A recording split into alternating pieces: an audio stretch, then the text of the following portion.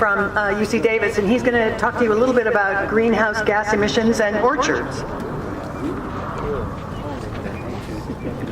Sure. All right. That goes well on the belt, and this goes well on the shirt.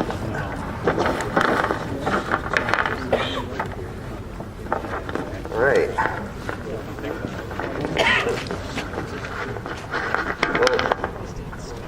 I'd like to thank Marcia and Dave Dahl in particular for inviting me down. This is my first time at an almond field day. These are some tough acts to follow. Possibly what I'm talking about isn't going to be as directly useful in day-to-day orchard management, but hopefully you'll still find it interesting. So I'm Elias Marvinney, doctoral candidate at UC Davis. I'm working on the environmental impacts of orchard production. And this research has been supported by the Almond Board of California. It was initiated about 4 years ago as part of their sustainability program. And they had some interest in looking at the impacts of orchard production in light of AB 32 starting to come into force, the carbon cap and trade, as well as the potential for environmental sustainability labeling, particularly for European markets where they're a little bit more interested in that sort of thing.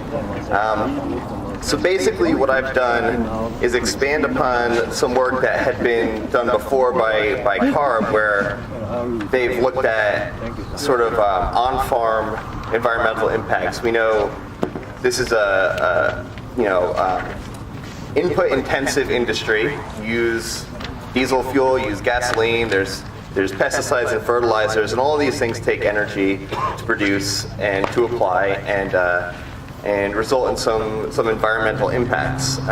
What I've done is to quantify that, to also look at the sort of upstream, off-farm impacts, upstream and downstream, so things like raw material extraction, chemical manufacture, as well as downstream in processing, energy use, that sort of thing. And the project is now, that part of it is sort of passed out of my hands, and they're looking at marketing and distribution. But most importantly, what I've also done is look at the other side of the equation, which hadn't really been addressed by the Air Resources Board, looking at the biomass that's produced. All of this that we see around us represents greenhouse gases that have been taken out of the atmosphere and go to various fates. We have carbon storage on a temporary basis in biomass. You have hulls that go to dairy cattle feed that offsets production of silage corn, itself a resource-intensive industry. We have, soil carbon storage. We have these orchards that when they get cleared, for a large part, they go to energy generation in California. This whole series of biomass plants throughout the valley that result in less fossil fuels being used. So if CARB is interested in rolling agriculture and perennial cropping in particular into their greenhouse gas management plan, then they have to look at everything. They have to look at the benefits as well as the potential impacts. And so I have this handout I passed around. The results that we found, first off, we're able to break it down by management category and sort of look at the different technologies in use and potential technologies that could be used in orchard production that would sort of represent what CARB calls, I can't remember the official term, but basically anybody who wants to get credits for greenhouse gas reduction has to show that they've done something that they wouldn't otherwise have been done. Largely they would look at orchards and say, well, you're growing these trees anyway, you're selling the almonds, so we won't count any of that carbon storage or something like that. Well, from a scientific standpoint, that's not really kosher. And also, we'd like to make the argument based on this work that if CARB is really, if the state of California has this vested interest in reducing greenhouse gas emissions, then they need to be incentivizing perennial crop producers to take on the technologies and to do management changes in as much as possible to increase their carbon storage. And saying it doesn't count because you would have done it anyway is not really furthering that goal. And so what we found, well, I'll back up just a second and say the measurement, how we measure these greenhouse gas impacts, the IPCC, the international body responsible for this sort of thing, they use a global warming potential, which basically combines various greenhouse gases, carbon dioxide, methane, and nitrous oxide are the most important. We've also looked at sulfur hexafluoride, which is produced in industrial operations. They combine those into one carbon dioxide equivalent. And we also have an alternative to that is not embraced by the IPCC or by the Air Resources Board of California yet, but we can demonstrate that there is a measurable benefit to store carbon in these trees or in the soil on a temporary basis. So previously they would say, unless it's stored for 100 years, it doesn't matter. That's not true. We actually can show that climate change impacts are reduced even on a time frame as short as 5 years, and definitely on the time frame of your typical orchard. Here I've compared almond, pistachio, walnut, peach, and prune, the main orchard crops in California. And so the potential, and this is in figure 3 on the handout, the potential displacement credits, these are from like the co-products, hulls, for example, or for energy production, and the biomass storage. These are quantified using this model. So, and putting those together, we get this sort of net greenhouse gas impact, which is what we should really be considering rather than just looking at something like on-site fuel combustion to generate these numbers. You can see that almond, the net impact is positive, unlike with pistachio, walnut. These are functions of the biomass produced per acre as well as the time it's stored. So the longer the orchard lifespan, the more benefit you get from holding that carbon dioxide out of the atmosphere. So that sort of leads to potential management changes. If we say, my assumptions here are all based on the UC Davis cost studies as well as a few grower interviews, but it's sort of a generalized statewide assessment that's probably not directly applicable to anyone's individual operation. But if we assume the standard age is 25 years and then you clear it, pushing that age up to 30, if it's feasible, if it makes economic sense, that can have a measurable greenhouse gas reduction impact. And similarly, when we look at something like energy production, one of the most striking changes that we found, or striking impacts on the total orchard life cycle greenhouse gas emissions, is in those very few cases where we actually were able to talk to somebody who's using a gasification pyrolysis system for orchard waste. And this is just an alternative to those old retrofitted coal-fired power plants that they're using to produce electricity from biomass. Now, the gasification process is more efficient, it produces less emissions in the process of combustion, and it also produces a biochar co-product, which is a long-term stable form of carbon storage. But the take home from that investigation is that putting in gasification systems, not even like on site on orchards, is just probably not feasible. But for processors or for the clearing companies, if we can even increase that by like 5 or 10%, the amount of orchard waste going to gasification, then the net footprint for greenhouse gases for all of these orchard systems would be well below zero. And by carb zone standards, that should be worth some kind of incentive, even if it's just an incentive to adopt this kind of technology to make it financially, economically feasible. So that's basically where this research is going. That's the argument that we're hoping to make with the Air Resources Board, and of course with continued support from the Almond Board and from the Department of Food and Agriculture, who funded this particular research. So, thank you. Hey, Elias. Yes. Hey, what would be the impact of incorporating the trees back into the orchard in contrast to shipping them and setting up the cogen? Is there a difference there? Or? Oh yeah, that's actually a great question. I can't answer it right now in quantitative terms. I'm actually hoping to work with Brent Holtz. He's got some great data from his orchard recycling project, where they use the Iron Wolf, that gigantic machine, till everything chipped right back into the soil.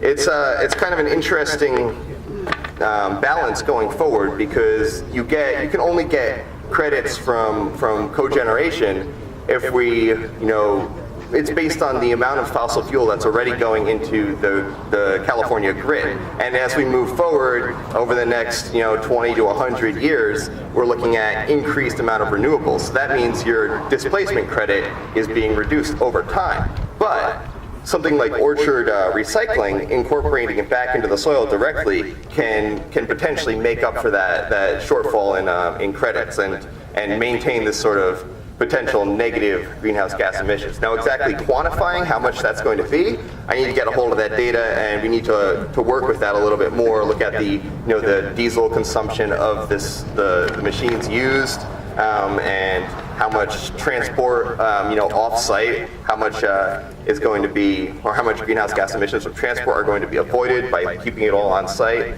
and what's the long-term storage in the soil. All of these things. This is yet to be done, but that is a potentially a good greenhouse gas reducing technology as well. Dave. I got one more for you. When you looked at this data on Figure 2, what shocked you the most about the results when you're putting this all together? I mean, just off the cuff. Prune. That processing, or that's post-harvest, that giant block.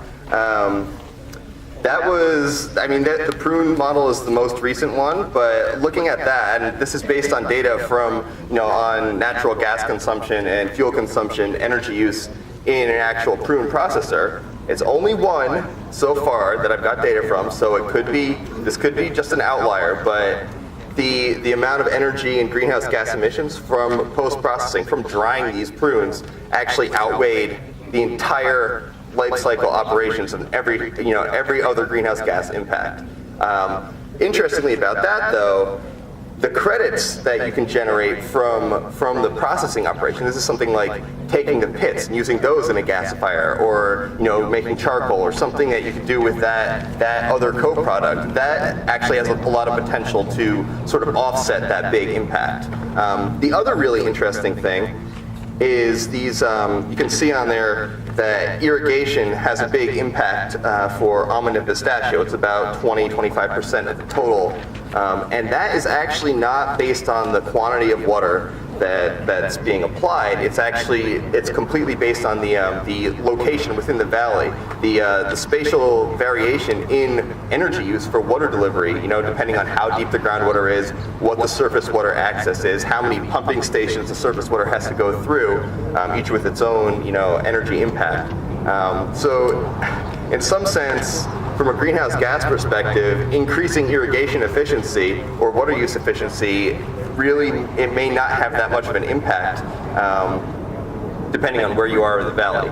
So, that's not really something that most growers have a lot of control over, I would imagine. Elias, you got almonds have a neat, in Figure 3, almonds have a neat greenhouse that's bad, right? Yeah, that's right. That bar above zero means they have a net impact. And so it was a little surprising to find in something like pistachio and walnut that it was actually net negative. Right. This is how do you account for that? So in walnut, you can see the biomass carbon storage is actually huge, and that's because, according to our data, this is from clearing companies per acre, they're accumulating a lot of biomass. Also, we have, and this actually is changing a bit, the default assumption for the walnut was like a very long lifespan. So you're storing all this biomass for a very long time, and actually the response is non-linear. So, it's a greater impact the more there is in biomass storage. More carbon dioxide held out of the atmosphere for longer. So that would be the difference between pistachios and almonds too? That's right. The longer lifespan actually has a big effect on that. This is also, in some sense, it's a little bit unfair to the shorter-lived crops, because to make a fair comparison for the biomass storage, for this particular graph, I've had to sort of put it all on the same 60-year, the 60-year orchard lifespan, which is what I assume for the pistachios, which is the longest. And again, that may not jive with everybody's individual experience, but that's our default assumption. One of the things I could think of is like an almond orchard might come out of almonds and go straight back into almonds. Right, exactly. And so I don't know how that really. Well, that's our assumption. Actually, one of our default assumptions is that all of these orchards it's kind of a continuous orchard cycle, right? And so putting it on a 60-year cycle, that's like 2.4 almond orchards and 1 pistachio life cycle, right? And so they have a growth accumulation. Yeah, exactly. So you have the curve, then it's cut out. You have emissions, but you also have like multiple it's just a longer storage period for the longer-lived orchards, but that's sort of made up because you have more biomass. Say like the almonds over 25 years, they accumulate like 75% of the biomass that a full life cycle of pistachio would accumulate. That's also 2 times that all of that biomass can go to cogeneration as well. So you get, it's sort of a trade-off between the displacement of fossil fuels and the carbon storage in biomass. How did you arrive at a 60-year lifespan for pistachio? Well, Pistachios haven't been a viable commercial crop for more than 50 years. right. So this is based on actually mostly working with Louise Ferguson on her shaker experiments. So the idea is that the pistachio orchard doesn't experience the same kind of yield declines over, after like 25 years that we assume drive orchards to be pulled out, right? So we were talking about, how long a pistachio orchard could be in before experiencing yield declines, and the conclusion that we came to, and that this is based on some extension work, is that it's actually driven by like the size of the tree. It becomes very difficult to shake it using current technology, and that is only after a certain time. Like I said, this may not be exactly what everybody's doing in terms of production. And again, they haven't been a commercial crop in California for that long, but based on like elsewhere in the world and yield declines. Now, it may or may not be economic for other reasons to keep them in that long. That remains to be seen. And the model is flexible in the sense that I can change the assumed lifespan. That's just, I have to start somewhere. Ideally, we haven't had too many case studies of individual operations in this model yet. Once the sort of baseline generalized statewide model, I have that finalized and developed into a sort of tool that I or extension agents or growers themselves can use and input their own orchard parameters. Then we can start looking at how this assumption actually matches with individual orchards and get some data points, and then actually do some real statistics on orchard greenhouse gas impacts and other pollutant impacts over the entire state. We're not really at that point yet.